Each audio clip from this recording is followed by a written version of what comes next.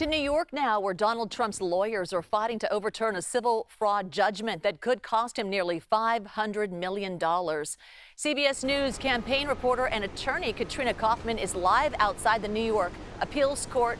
So, Katrina, thanks for joining us. Walk us through the case and what happened in court today.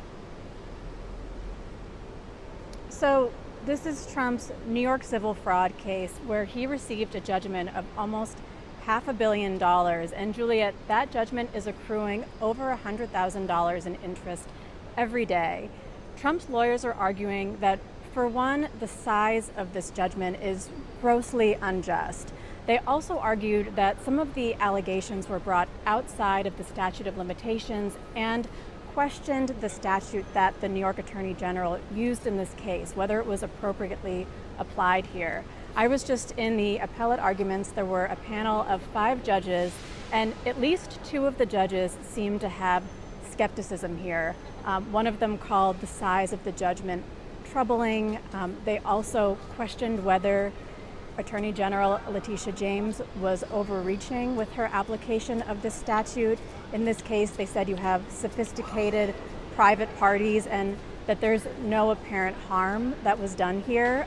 So we don't yet know when they're going to make a decision on this, whether it will be before the election, but at least a couple of them did seem to be questioning aspects of this judgment and decision.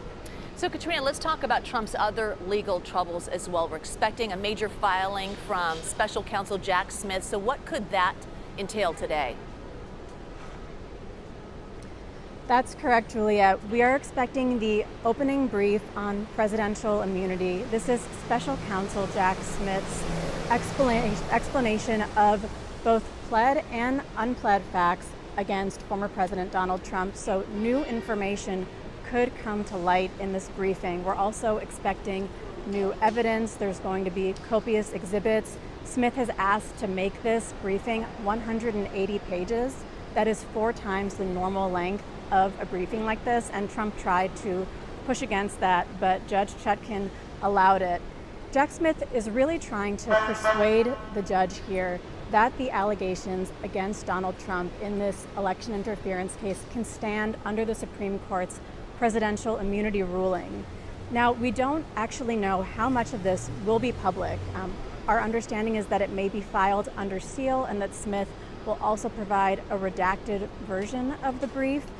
So it will be very interesting to see what information comes to light here and when it comes out, whether we're able to see any of this new evidence before the election. All right, good information. Katrina Kaufman. Katrina, thank you. Live from New York. Appreciate it.